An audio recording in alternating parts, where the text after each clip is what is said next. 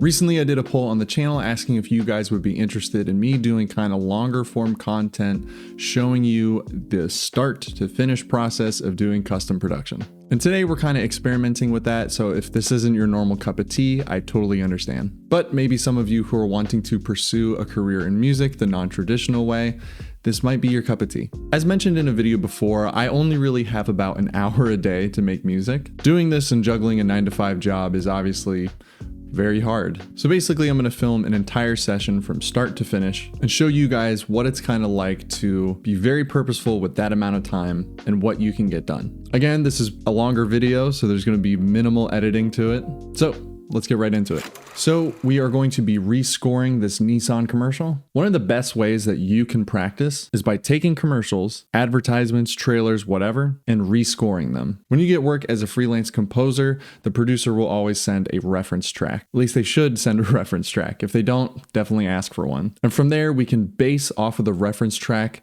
what we're going to do for the project. So I'm going to go ahead and play this. Again, this is already a produced commercial. You're going to hear a lot of bells and whistles and whooshes. Our goal today is to make our own track based off of this basically. So let's go ahead and listen to it.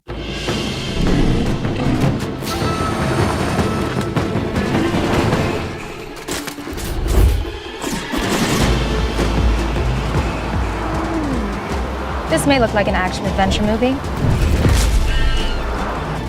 but it's a Nissan sales event ad. Good thing this Rogue has the most standard safety features in its class. Our competitors can't say that. Hurry. These epic offers won't last forever. So the track was fast, it was exciting. There's a lot of cinematic orchestral bits in it. There's a couple parts where it dropped out and then brought back up. It's a very dynamic commercial and track. So let's go ahead and start and rescore this commercial. So one thing, we have to be quick. And I'm not talking about just the tempo of the track, but our actual workflow. We have to know where everything we need is. I know that I'm going to start with the cinematic percussion from Spitfire Audio. I just want to lay my basic beat that we're going to be playing over.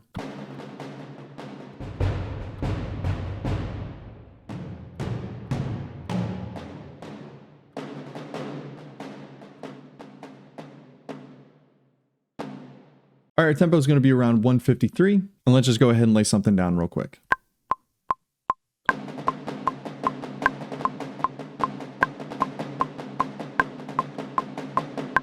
right, now we are going to go ahead and just add some more.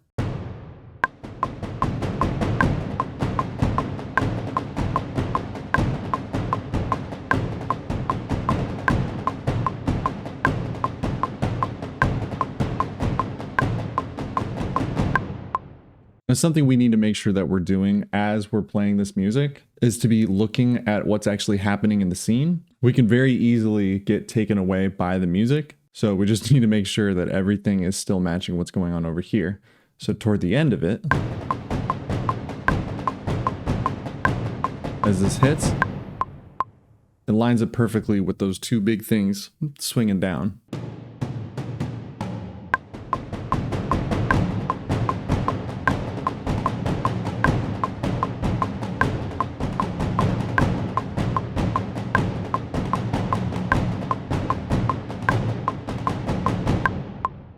All right, so that was our low percussion. Now we're going to add some high percussion. And these are going to be a lot of our accented sharp hits.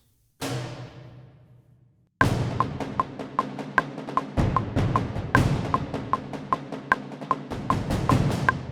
going to add these higher kind of bongo sounding hits throughout.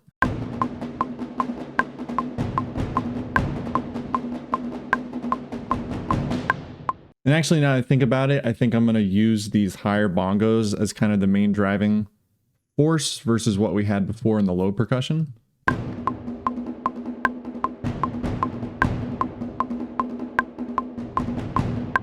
Yeah, I think that sounds a lot better than what we had before. And then toward the end, when we have that bigger build, we'll keep those in.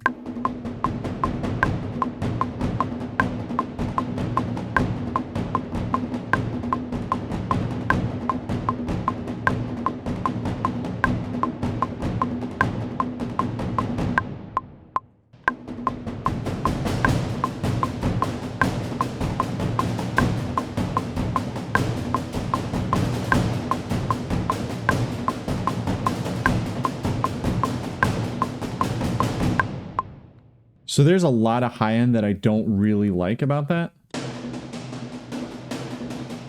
we're just going to take it out just a little bit.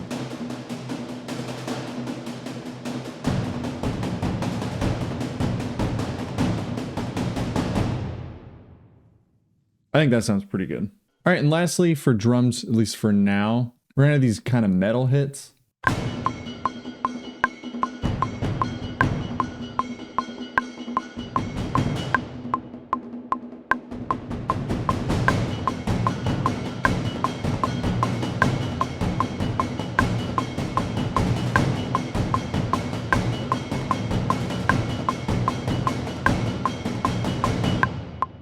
All right, so one thing that we want to do with these is we're going to freeze them. And basically it's just going to do a quick print. That way we're not using so much CPU. All right, so now we're going to open up Spitfire Audio's Epic Strings. And we're going to do some ostinato, which if you don't know what that is, it's like those very short bump, bump, bump, bump. And I'm just going to listen to the quick reference real quick.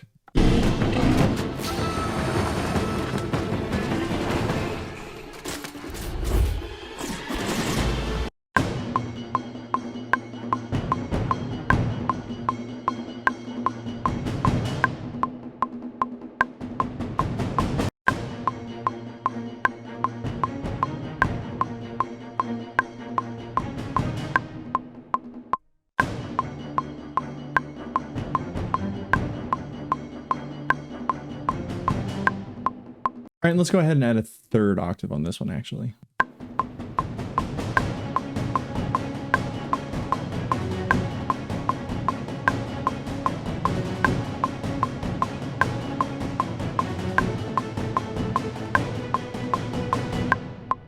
And as we go, I like to level it out. That way I don't just feel drowned and I feel like everything's competing. So what we're gonna do, we're gonna put our gain plugin, which is a Logic Pro plugin. And we're going to put it on the stereo out, and we're going to flip the mono switch. I'm mixing mono because it's how I get the most clarity out of anything. So I'm going to start really with what's most important right now, and to me that is the strings.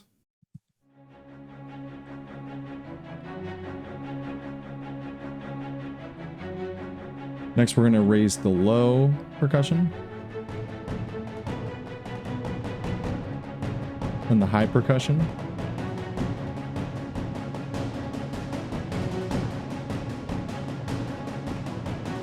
Then the bells. And when we bring it out of mono, it should sound very big and full and clear. Hear that? I might even put the bongo hits on a different track just so I can kind of raise them a little bit. I just want them to stand out. I don't want them to be buried along with the other high percussion. So I'm just going to put that on its own track.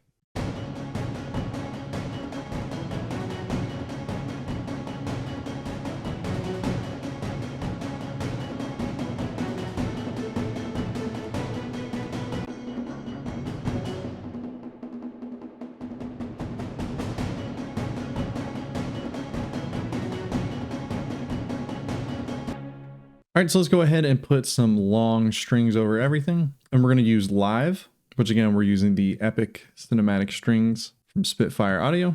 And we're basically just going to layer as we go. Typically, I try to start with the biggest section first, and then we'll go down to the smaller section, because typically we'll find a reoccurring melody within the big section that we can apply to the smaller section.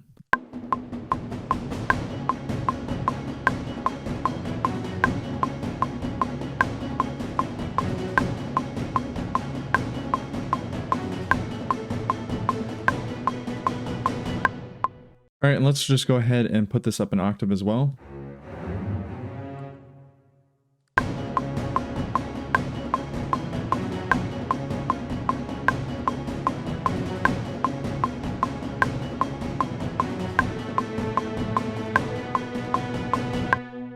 So something that we have to add as well is a driving kick drum. That's definitely going to add to the intensity of the track. So I'm going to go ahead and go to Kit Pieces, Kicks.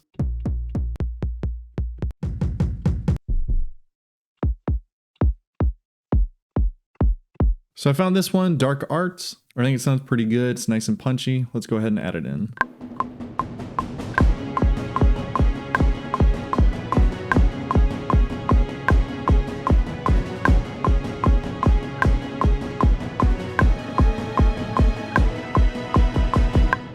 Let's go ahead and add high ostinato strings as well, just to give it some accents on the top.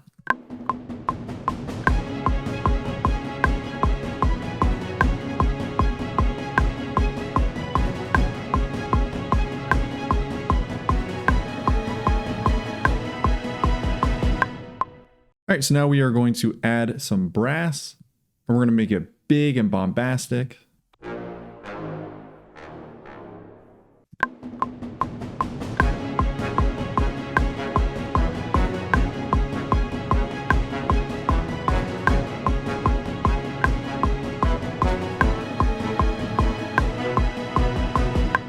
Let's go ahead and add an octave to that. And same thing with the metal percussion. I think this is just a tad bit too bright and sharp, so we're just going to take some of the highs out of that.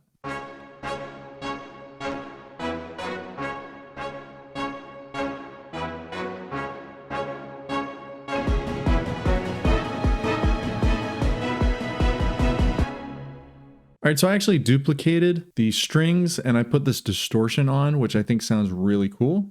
So let's go ahead and blend that in as well.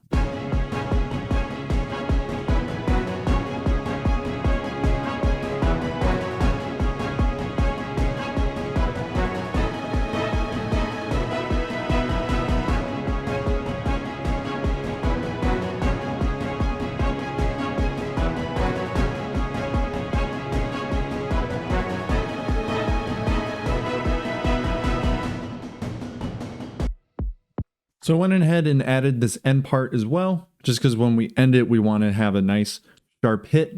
But now mainly what we're going to do is we're just going to add a bunch of effects and fun things, the ear candy of the whole project. So I'm going to go ahead and freeze everything that we have here. That way we can just keep loading up plugins and save our CPU. While this is freezing, I will say having the camera on me while I'm doing this definitely makes it harder. Typically when I do this, obviously I don't have to talk to anybody. It's a very distraction-free environment that I feel like I'm able to work much quicker in. So throwing the camera on top of it is definitely a challenge. But if you've made it this far in the video, I do appreciate you hanging out and sticking around. How's your day going? Going good? All right, so now that we are back in it, I'm going to add some cymbal swells and just cymbals in general.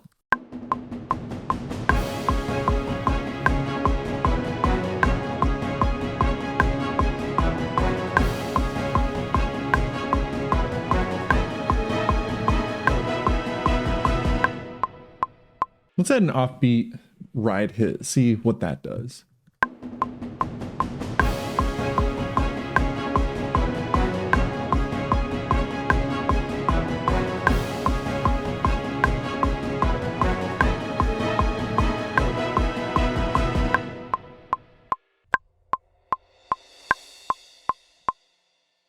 All right, so this note right here is actually my cymbal swell. It's very, very important in between parts to make sure that you have nice transitions that lead you gently into it. And one thing that I find absolutely impossible for some reason is lining up cymbal swells.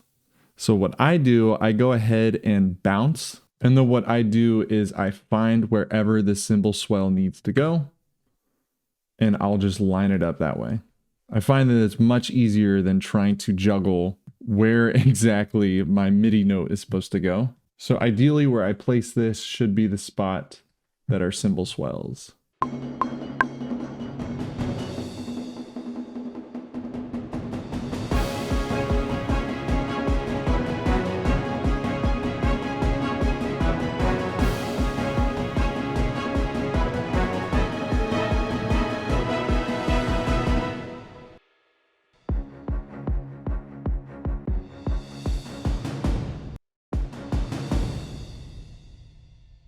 All right, so now what I'm gonna do is add in a 2, which it's a lot of synths and fun stuff like that. I'm gonna go ahead and add a bass.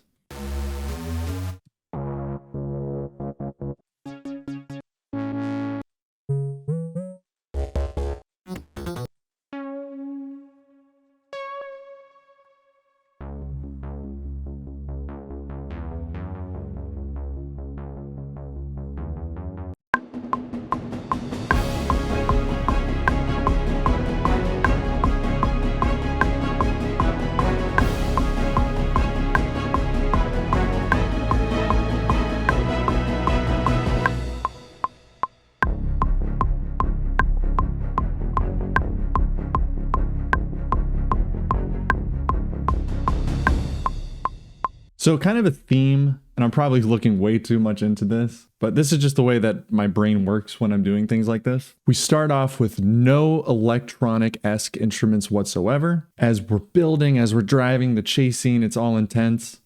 We're gonna layer electronic instruments, and as we escape all that, it's mainly just gonna be electronic instruments focused. It's like 3 acts into a 30-second clip, basically.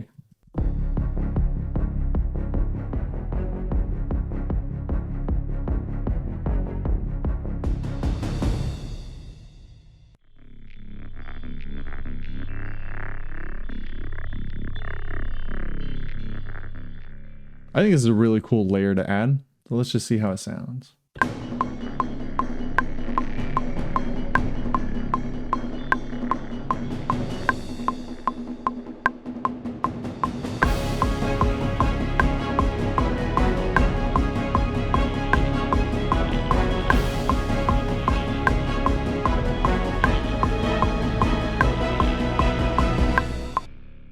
When I'm looking for atmospheric pads and just other synths, I really try not to just get sucked into it.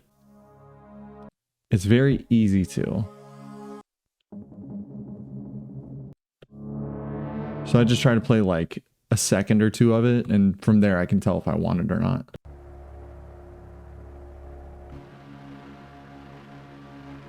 I like this one a lot. We're actually going to follow the bass line with this.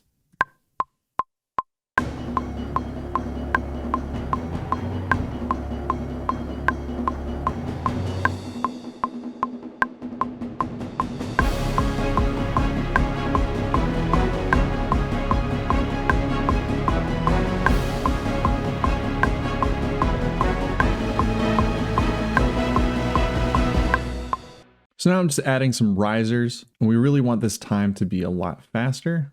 So let's see how that will sound.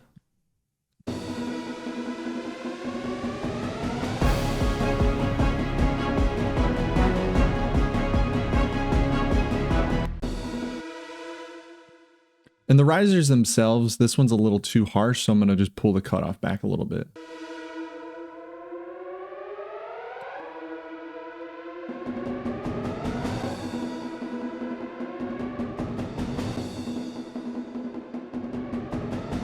All right, and lastly, we are just going to add a couple samples in there. When it's one shots like this, it's mostly okay, but it's pretty frowned upon to use samples if it's like a long melody or a bass line or something that's really longer than like a second or two. Many times you have to clear samples to use for commercial use, and the more that we can avoid that, the better it'll be.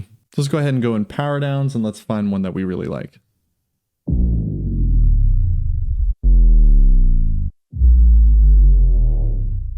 So I found 2 that I really like. One's going to be right here and the other is going to be right here.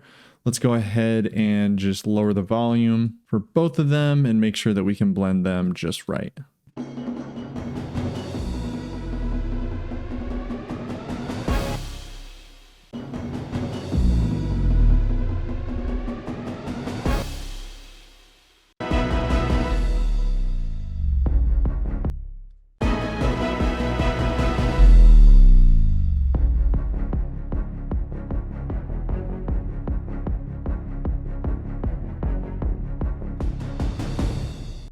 All right, so I think we're pretty much done with the track. As you can see, there's not really much that went into it, and we have a really big sound. So I'm gonna go ahead and flip everything into mono, take all my levels down, and we'll just go by one. And if I hear anything EQ-wise that needs to be adjusted, I'll go ahead and take care of that as well.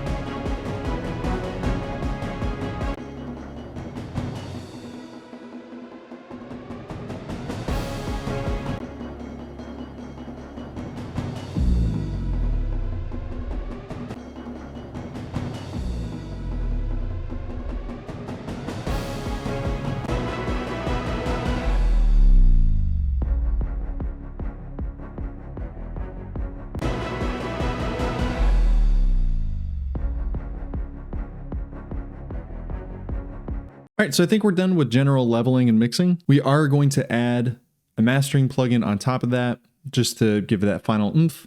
But just to show you how big a difference mixing in mono is, listen to how clear everything comes out in the final mix. So this is it in mono.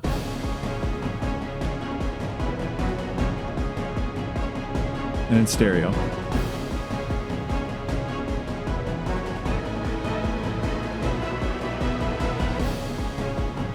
Now I am going to use iZotope's Ozone 9's mastering assistant with a very low intensity. A lot of times you don't want like fully pumping, limited, whatever. It should just be pushed enough to where it sounds glued together, but we don't want to overdo it. So I find that doing low modern on Ozone 9 is usually the way to go. So I have it gain matched, that way when I take it out of mastering, the volume will be the same. So this is without mastering. And this is a width.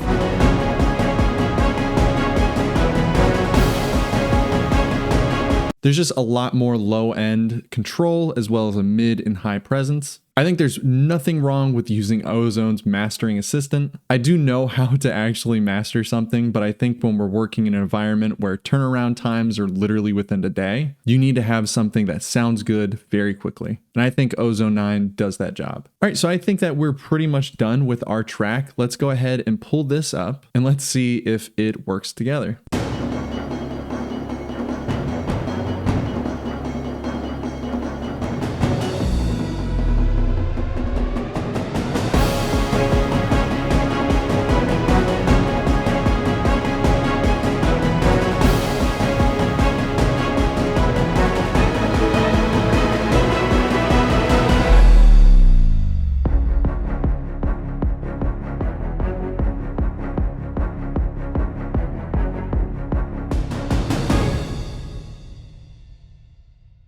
So overall, I'm pretty happy with how that turned out. And we actually just hit about an hour as I was finishing up. But that is a fully produced track for commercial use. Like I said earlier, I think having a camera on the whole entire production definitely makes it harder. I think when I don't have to think about saying anything, I'm able to hyper focus and do it a lot better. Obviously with everything, imagine doing your 9 to 5 while having a conversation the whole time. You probably won't get it done. But overall, I am very happy with the track. Thank you guys so much again for joining me for this video. I know it's a little different than what I typically do, but I do hope that you were able to get something out of it. I hope I was able to provide any value that I could. It would mean the world to me if you liked and subscribed. We're coming up on 2,000 subscribers, and any support that I can get from making these videos truly does mean the world to me. You guys have always given me the platform to try something different and to share my insight with you as well. And it's always meant the world that I've been able to connect with you guys as well. So thank you so much again for watching, and I will see you in the next video.